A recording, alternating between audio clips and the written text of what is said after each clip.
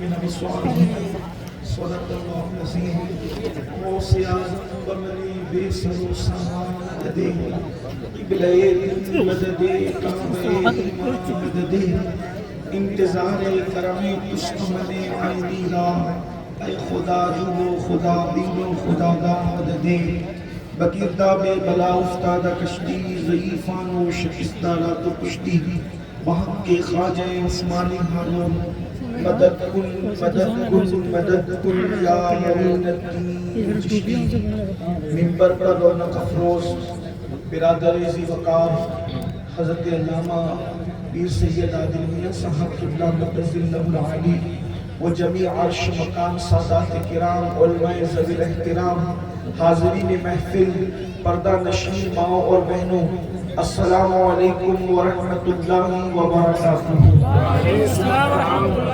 انتہائی احترام و عقیدت کے ساتھ اپنے اور ساری کائنات کے مرکز عقیدت انیس بے کساں چارہ ساز درد مندہ ہم غریبوں کے غمگسار ہم فقیروں کی ثروت شہریار ایران تاجدار حرم و بہار شفاعت شب اسرا کے دونہ نوشے بزم جنت دانائے سبل مولائے کل ختم الرسل خسرو خوباں سیاح نامکا وجہ کل فقا در اللہ المکنون سر اللہ المخزون عالم ما کانا وما یکون آبو گل انبیاء جانو دل اسفیاء مطلع ہر سعادت مقتع ہر سیادت خلاصہ کائنات فخر موجودات حضور احمد مجتبی محمد مصطفیٰ ارواحنا فدا صلی اللہ تعالی علیہ وآلہ وصحبہ وبارک وسلم کی بارگاہ بے کس پناہ میں جس طریقے سے پڑھاؤں بلند آواز سے میرے ساتھ مل کر پڑھیں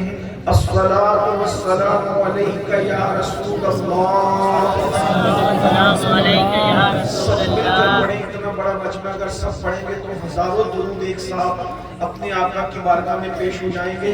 الصلاة والسلام علیکہ یا نبی اللہ السلام علیکہ یا نبی اللہ الصلاة والسلام علیکہ یا حبیب اللہ الصلاة والسلام علیکہ یا حبیب اللہ وَأَصْحَابِكَ يَا نُورَ اللَّهِ وَعَلَىٰ آلِهِ وَأَصْحَابِكَ يَا نُورَ اللَّهِ صلی اللہ تعالیٰ علیہ وسلم صلی اللہ تعالیٰ علیہ وسلم۔ تیرے پائے کا کوئی ہم نے نہ پایا خواجہ، تیرے پائے کا کوئی ہم نے نہ پایا خواجہ، ہم زمین والوں پہ اللہ کا سایہ خواجہ، مکر شیطان سے مریدوں کو بچا لیتے ہو، مکر شیطان سے مریدوں کو بچا لیتے ہو، اس لیے پیر تمہیں اپنا بنایا خواجہ، اس لیے پیر تمہیں اپنا بنایا خواجہ۔ جوش و مستی میں بہت آئے تھے ایسے لمحے، میں بہت جاتا مگر تم نے بچایا خواجہ۔ اور سید خستہ کو امید حضوری کب تھی، سید خستہ کو امید حضوری کب تھی، صدقے جاؤں تیرے کیا خوب بلایا خواجہ۔ آج کی یہ محفل سلطان الہند عطائے رسول معین ملت والدین محسن اعظم ہندوستان سیدنا خواجہ غریب نواز رضی اللہ تبارک و تعالیٰ کی یاد میں اور ساتھ ہی ساتھ ماضی قریب کے ہمارے ایک عظیم بزرگ حضور تاج الشریعہ بدرود طریقہ حضرت علامہ اختر رضا خان صاحب قبلہ ازہری میاں رحمت اللہ تعالیٰ علیہ کی یاد میں انعقاد پذیر ہے۔ اللہ تبارک و تعالیٰ ہر دو بزرگوں کے فیوز و برکات سے ہم سب کو مالا مال فرمائے۔ وقت میں گنجائش کم ہے، شعرا اور خطبہ کی فہرست ہے، آنے والے جتنے بھی محفل میں آتے ہیں سب مہمان ہونے کے اعتبار سے یکساں ہیں اور مہمان ہونے کے اعتبار سے سب کی عزت بھی یکساں ہے۔ اس لیے میں کسی کی حق تلفی کیے بغیر کوشش کروں گا کہ اپنے وقت پر اپنی گفتگو کو سمیٹ لوں تاکہ دوسرے خطبہ اور شعراء کو آپ سماعت بھی کر لیں، اور ساتھ ہی ساتھ اس محفل میں جو خصوصی خطیب کی حیثیت سے ہمارے قائد ہمارے امیر قبلہ حضور امیر سنی دعوت اسلامی تشریف لائے ہیں، آپ ان کی گفتگو بھی سماعت کرنے کا شرف حاصل کر لیں۔ میں نے رسالہ کریمہ کی تلاوت کی ہے بغیر کسی तमहीद के उसका तर्जुमा और मफ़हूम ये होता है। अल्लाह पाक इरशाद फरमाता है कुरान मुक़द्दस के अंदर, कुल लिलमुमिनीना यग़ुद्दू मिन अब्सारिहिम, कि ऐ मेरे महबूब आप कह दीजिए, ऐ मेरे महबूब आप फरमा दीजिए कि मोमिनों को कहें कि वो अपनी निगाहों को नीची रखें। कुरान का अंदाज देखें, पहले तो क्या कहा जा रहा है, प्यारे हबीब आप फरमा दीजिए। इससे पता चला कि मेरे महबूब की बोली अल्लाह को कितनी प्यारी है कि अल्लाह अपना कलाम भी महबूब की जबान से सुनना चाहता है। उस्ताद ज़मन कहते हैं, कुल कह के अपनी बात भी, कुल कह के अपनी बात भी लब से तेरे सुनी, कुल कह के अपनी बात भी लब से तेरे सुनी। अल्लाह को है कितनी तेरी गुफ्तगू पसंद, अल्लाह को है कितनी तेरी गुफ्तगू पसंद। अंदाजा फरमाए ये कुल में जो लज्जत है, इस लज्जत का अंदाजा नहीं कर सकते। जब जब आशिक कुल पर पहुंचता है तो उस लज्जत का अंदाजा करता है कि महबूब, अल्लाह अपने महबूब से फरमा रहा है कि आप फरमा दे। जगह जगह पर ये कुल आया है, लेकिन यहाँ कुल क्या कह रहा है? अल्लाह अकबर। अल्लाह पाक इरशाद फरमाता है, मोमिनों से कह दो कि वो अपनी निगाहों को नीचे रखे। इंसानों से कह दो नहीं, लोगों से कह दो नहीं, बल्कि अपनी निगाहों की हिफाजत क्यों करे? इसलिए कि अल्लाह अकबर, क़यामत के दिन कौन अल्लाह को देखेगा, कौन नहीं देखेगा, इसकी कोई गारंटी नहीं है। लेकिन जो मोमिन होगा उसको इन आंखों से खुदा की ज़ियारत,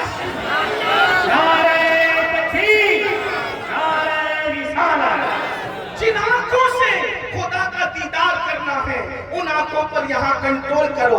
अल्लाह अकबर। मोमिनों को कह दो कि वो अपनी निगाहों को नीचे रखे। कब्र में कौन किसको देखेगा, नहीं देखेगा, कोई गारंटी नहीं है। लेकिन जो मोमिन होगा वो कब्र में मुस्तफा जाने रहमत की ज़ियारत करेगा, आका का दीदार करेगा। हमारा यकीन है हुजूर कब्र में तशरीफ लाएंगे।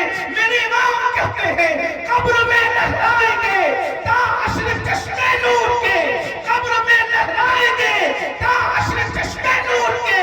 जलवा फरमा होगी जब तलअत रसूलुल्लाह की, जलवा फरमा होगी जब। सोचो तो सही वो मंजर क्या होगा जब आका कब्र में तशरीफ लाएंगे। हाय हाय, अंदाजा तो फरमाए। मुसलमानों जरा गौर करो। इसीलिए मैं जब इश्क मस्ती की बात करता हूं तो लोगों से कहता हूं, सुन्नियों आशिकों को मदीने जाने में जिनकी खुशी होती है, अगर आप लोग सुनने के मूड में हैं और वाकई इश्क वाले हैं तो जरा गौर करें। आशिकों को अहले मिंबर की दुआ चाहता हूं, उनकी मालूमात में इजाफा तो नहीं कर सकता, लेकिन दुआ लेना चाहता हूं। आशिक को मदीने जाने में जितनी खुशी होती है उससे ज्यादा मर जाने में खुशी होना चाहिए, क्योंकि मदीने जाओ तो गुंबद नजर आता है और मर जाओ तो गुंबद वाला नजर आता है।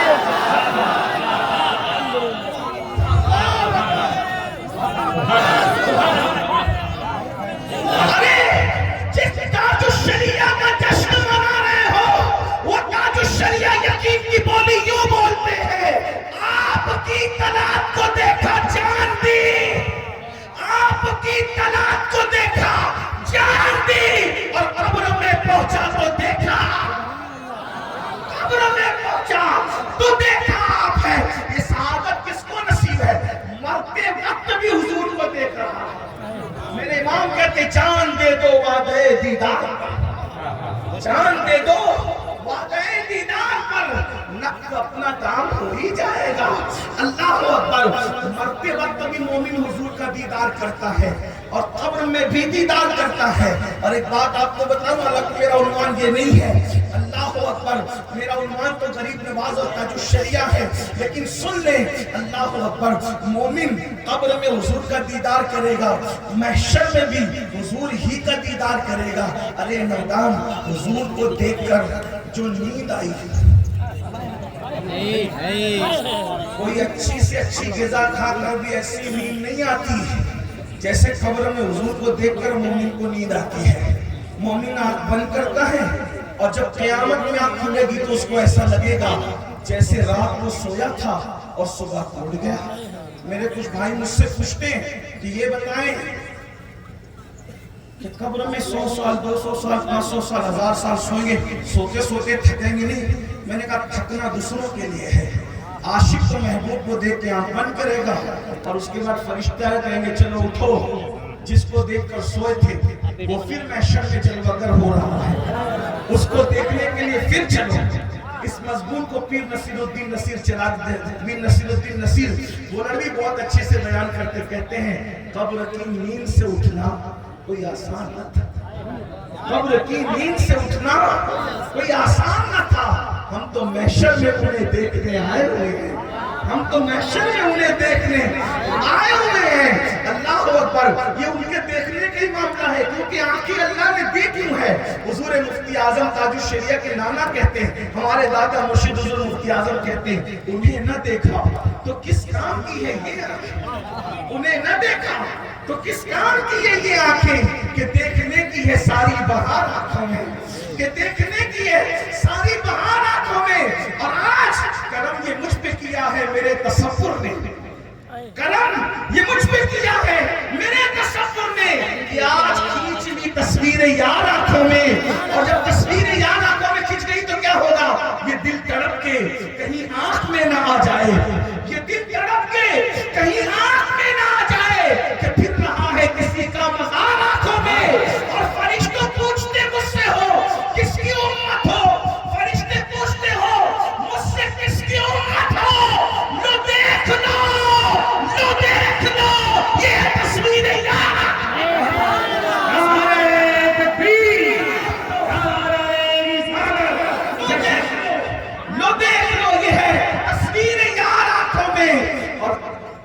ہے جامع محبت جو آپ نے موری، ہمیشہ اس کا رہے گا خمار آنکھوں میں، اور نظر میں کیسے سمائیں گے پھول جنت کے کہ بس چکے ہیں مدینے کے خار آنکھوں میں۔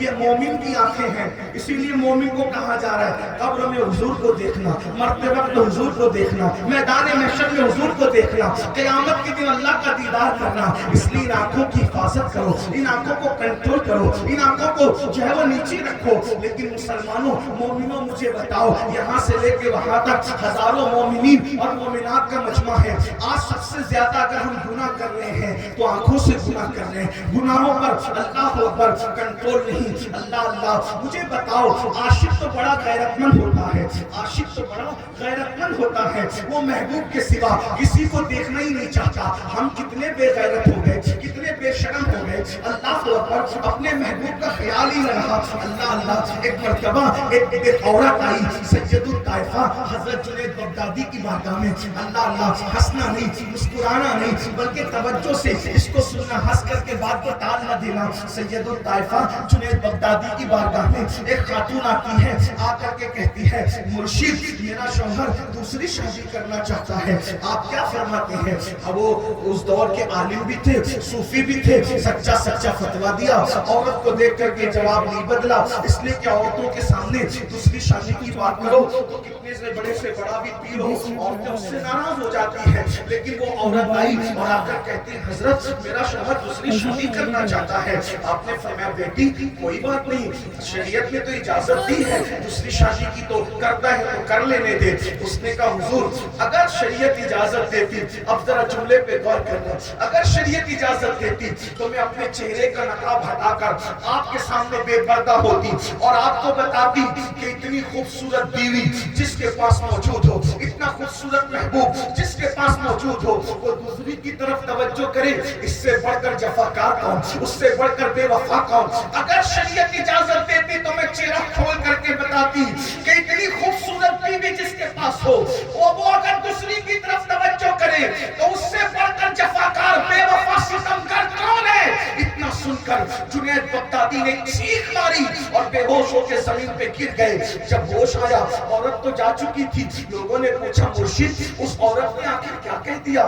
یہی ایک جملہ تو کہا اگر شریعت اجازت دیتی تو میں چہرے کا نقاب ہٹا کر بتاتی کہ اتنی خوبصورت بیوی جس کے پاس ہو وہ کسی اور کی طرف توجہ کرے، اس سے بڑھ کر ستمگر بے وفا ہرجائی کون ہو سکتا ہے؟ تو اتنی بات میں آپ بے ہوش ہو گئے۔ وہ کہنے لگے حضرت جنید اس کا بھی کوئی محبوب ہے، اس کا بھی کوئی محبوب ہے وہ دوسرے کی طرف تاکتا ہے تو یہ کہتی ہے کہ میں اگر نقاب ہٹا کر بتاؤں کہ اتنا خوبصورت محبوب ہونے کے بعد دوسرے کی طرف تاکے تو وہ بے وفا ہے، وہ غدار ہے، وہ جفاکار ہے، وہ ستمگر ہے، وہ ہرجائی ہے. یہی کہا نا اس نے، ارے نادان، اس سے زیادہ اس کا حسن کیا حیثیت رکھتا ہے؟ اس سے زیادہ حسن والا تو میرا محبوب ہے، اس سے زیادہ تو حسن والا میرا محبوب ہے. ارے یہ اگر منہ صاف نہ کرے تو منہ سے بدبو آئے، نہ نہائے تو اس کے بالوں سے بدبو آئے، اگر نہ نہائے تو جسم سے پسینے کی بدبو آئے، مر جائے تو سڑے گی گلے گی، لیکن میرا محبوب تو وہ ہے اگر نہ نہائے تو پسینے سے ان کے کبھی بدبو نہیں آئی، وہ تو خوشبو ہی خوشبو رہی. اللہ اکبر، ایسی خوشبو والا میرا محبوب تھا کہ اگر دلہن کو ان کا پسینہ مل جاتا تھا، دلہن کو ان کا پسینہ مل جاتا تھا تو دلہن مہکتی تھی. اللہ اکبر، دلہن کیا اس کی نسلیں مہکتی تھی. اسی لیے میرے امام کہتے ہیں واللہ جو مل جائے میرے کل کا پسینہ، علم والوں کی توجہ، میرے امام کے کلام کی ندرت پہ قربان جائے. مل جائے نہیں کہا بلکہ مل جائے کہا. ملنا اور ہے، ملنا اور ہے. اتنا ملنے پر خوشبو نہیں آتی، اتنا ملنے پہ خوشبو آتی ہے. لیکن یہ پسینہ مصطفیٰ ہے. اگر صرف مل جائے، واللہ جو مل جائے میرے کل کا پسینہ، مانگے نہ کبھی نکلو نہ پھر جائے دلہن بھول. دلہن کو پسینہ ملتا ہے تو دلہن مہکتی ہے، اور اگر مل جاتا ہے تو اس کی پوری نسلیں مہک جاتی ہیں. ایسا میرا محبوب پسینہ مہکتا ہے. زلفوں سے جو پانی کے بلکہ تیل کے قطرے ٹپکتے ہیں، وہ قطرے نہیں، ایسا لگتا ہے جیسے ستارے ٹپک رہے ہیں. کہتے ہیں تیل کی بوند ٹپکتی نہیں بالوں سے رضا، تیل کی بوند ٹپکتی نہیں بالوں سے رضا. صبح آرش پہ لٹاتے ہیں ستارے جیسے. وہ کیسا خوبصورت محبوب ہے. وہ چلتا ہے تو زمین پہ سایہ نہیں پڑتا، وہ چلتا ہے تو بدن پہ مکھی نہیں بیٹھتی، وہ چلتا ہے تو سر پر بادل سایہ کرتا ہے، وہ مسکراتا ہے تو نجم کی آیت کا نزول ہوتا ہے. چہرے پہ زلفیں لہرا کر آ جاتی ہے تو قرآن اس کو واللیل کی تشبیہ دیتا ہے. اگر سر سے بال سنور کر کے سر کے اوپر آ جاتے ہیں تو قرآن اس کو والضحیٰ کہتا ہے. اس میں مانگ نکلتی ہے تو مطلعی فجر حق کی تفسیر بن جاتی ہے. اللہ اکبر، اس کا چہرہ بے مثال، اس کی آنکھیں بے مثال، اس کے لب بے مثال. اگر میرے امام کے عشق و محبت کے لب و لہجے میں کہوں کہ لب کیا تھے تو امام کہتے ہیں پتلی پتلی گلے قدس کی پتیاں، ان لبوں کی نزاکت پہ لاکھوں سلام. بات جسم تو اٹھا غنی کر دیا موجے بیر سماحت پہ لاکھوں سلام. اللہ اکبر، جس کی تسکین سے روتے ہوئے ہنس پڑے اس تبسم کی عادت پہ لاکھوں سلام. وہ دہن جس کی ہر بات